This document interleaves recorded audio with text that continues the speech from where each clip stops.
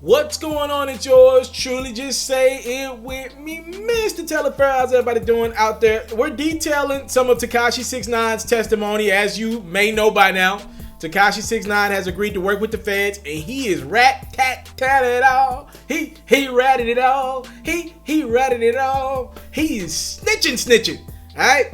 Now, what we're about to get into is a story about Tekashi. Remember the time Tekashi 6ix9ine got robbed? If you go back and thoroughly go through my videos, remember when he got robbed and kidnapped and all that, and TMZ was covering it, and randomly Tekashi 6ix9ine jumped out of a car? If you remember correctly, if you follow my platform for a minute now, you know I told y'all something about this story sounds fishy, and I thought Tekashi 6ix9ine was making it up for more street cred. Like the story goes, he gets robbed, he's kidnapped, somebody wants money, and he hops out of a car like Superman and with traffic coming down the other side of the street. Something like that, right? I just know robberies don't go like that. But to be fair to 6ix9ine, there were many details that he didn't want to expose because it involved people he knew. And obviously at the time he knew that they knew, right? It was a thing where it wasn't like Tekashi didn't know who robbed him, who kidnapped him, who set him up.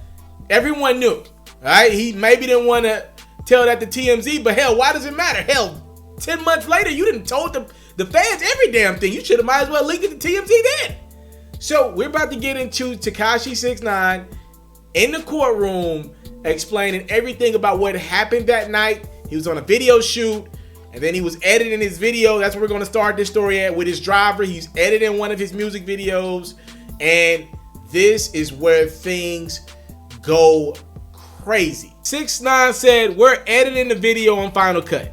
I didn't know how to put a name template on it, so I tell Jorge is his driver by the way, to get the car ready to drive to Park Slope.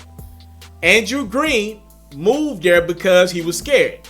You know, the judge says, the attorney says objection. The judge says sustained. All right, so here we go. This is where it cooks up at. 6ix9ine says, "We stop at an intersection of Atlantic Avenue and Bedford by the shelter. We get hit from behind. Jorge, my driver, tells me, 'Don't get out of the car. I'll let them go on their way.'" Again, the driver is assuming that the person that hit Tekashi 6ix9ine's car and his driver was just somebody drunk.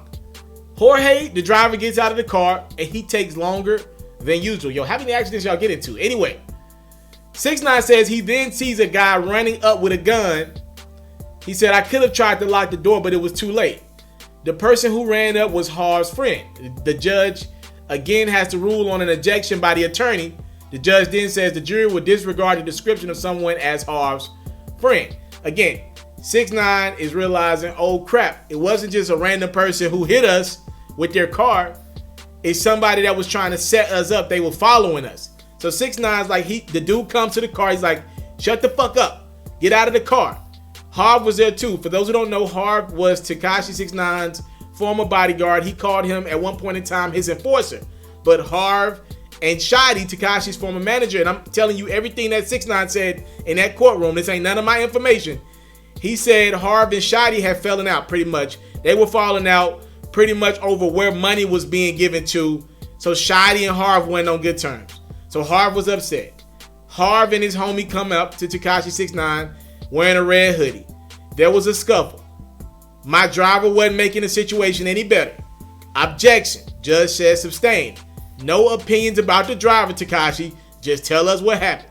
6ix9ine said, "I was telling him, bro, I put money in your pocket. I did right by you. I was tired of being extorted."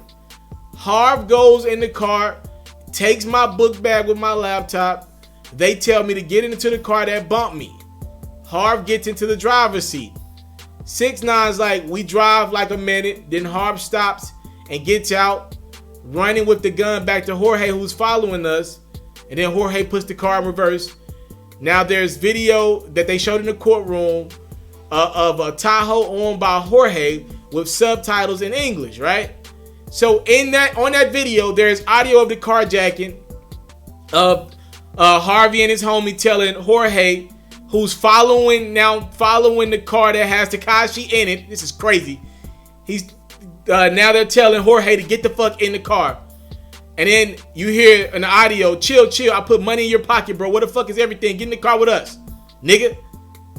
Then a call unstar message in Spanish. Está llamado puedo ser registrada. So that is the driver Jorge, who speaks Spanish, and Tekashi also speaks Spanish.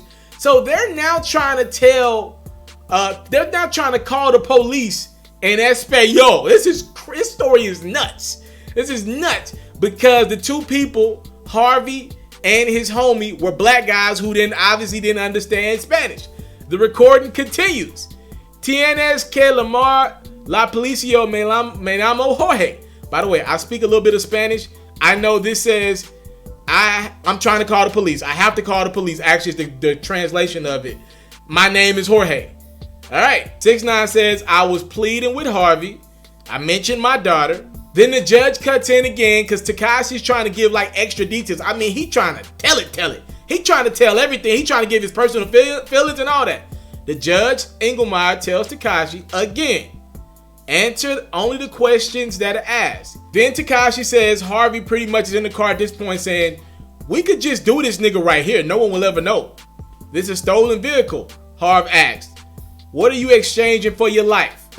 6ix9ine tries to plead with Harvey. Just stay with me till the morning. 6ix9ine's like, I got 100,000 in the morning with the bank open. Then Harvey says, nah, what you got right now? They drove to Kingston. They came to an agreement if I gave them my jewelry that they would let him go. 6ix9ine says he asked the mother of his daughter to bring the jewelry down. They grabbed the jewelry. I was expecting to be let out the car, but Harv just keeps driving. They let me out right behind Smurf Village. Harv says, get out of the car. I said, no. If I get out, you're going to shoot me in my back. So Tekashi's scared right now. He's like, no, you want me to get out of the car so you can rob me and then you can shoot me from behind, right? Harv says, get the fuck out of the car. 6ix9ine says, so I ran. He took out running. He's like, I ain't gonna get shot in my back. Like, Ricky! So I ran. I took the first left I could. I jumped into the backseat of a car. This guy said, get the fuck out of my car. So he didn't ran into somebody's random car. He said, I said, bro, you need to relax at this point. Just drive. Then Tekashi claims that Harvey made all the turns that 6ix9ine, who's now in a random person's car, he said he made all the turns that he made. A right, another right, and then it was right at Harvey's car. After Harv drove away, I told the guy to drop me off at the precinct by Quincy. I asked for medical assistance. I went to Kings County Hospital. Shotty got me discharged. He took me somewhere in Long Island, a hospital, a CAT scan. He found out he had a concussion and he needed some medication for it. Later, at 31 in Kingston, that's the place that they used to kick it at, I told Mel Murder what happened. Shawty bought a big assault rifle. He said he was going to spin the block looking to harm Harvey. Whew, sheesh Louise. Now, after the gun show and tell, they show the gun off in the courtroom. 6ix9ine was about to continue with his story, but the judge and everybody's like, yo, this stuff was supposed to be over hours ago. We got another case coming in. So they tell Tekashi 6ix9ine, okay, hold on, you rat, and wait, and let's do this again tomorrow. And that's what we'll pick up later today when Tekashi 6ix9ine head to that courtroom for a third straight day to tell it all. Rat. Start calling that nigga Ratcliffe. Tekashi 6ix9ine, Snitch 9, Tekashi, whatever you want to call him, because he is going. The only thing about this story that doesn't make sense to me, and I probably shouldn't say this, I cannot believe Harvey let him go without killing him. I'm gonna just be real with y'all. Like, you know, in movies you see that, and in television shows on Power or some shit, the dude lets him go without shooting him. But in real life, where I'm from, if I rob you, you know I did it. I'm not saying me personally, I don't rob people, but I'm saying personally, from every story that I ever seen, if someone robs somebody, you know the person who did it. Meaning you're giving them the opportunity to come back, get their homies and come back and off you, which according to Tekashi, Shotty was about to do, or tried to do at least to Harvey. Or you're allowing Tekashi to do what he ended up actually doing, which is snitching on you in front of a courtroom. I'm surprised that Harvey dude let 6ix9ine live. I am shocked. That just doesn't happen every day. That is just not how things go In real life, I'm just shocked to the curve. 6ix9ine better be lucky he's alive. And after that rat testimony that he gave, he for damn sure better hope he can get the hell away from this country. Oh my goodness, he's telling it all. I mean, detail for detail. 6ix9ine in the courtroom, he want to give more. Like, he like, hold on, judge, let me get in my bag real quick. This and that. I mean, that nigga he down there typing it up with a keyboard. I did this on this thing. I did that. I was editing the video. Then that nigga pulled up. It was hard. He's telling it all. That man is snitching. Man, I hope he got like a handkerchief. He need to wipe it. He need to wipe the sweat off his forehead. He's so detailed with the story.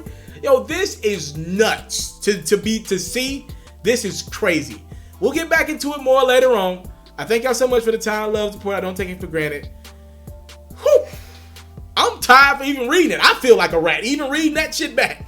I'm out. I came from nothing, but I want everything God has for me. I interview celebrities. I talk sports. I still represent the culture. I got the kids, they tuned in. We locked in right now, Mr. TALIAFERRO. Shout out to Mr. Telaferro. You watching Mr. TALIAFERRO TV. Mr. Telaferro TV.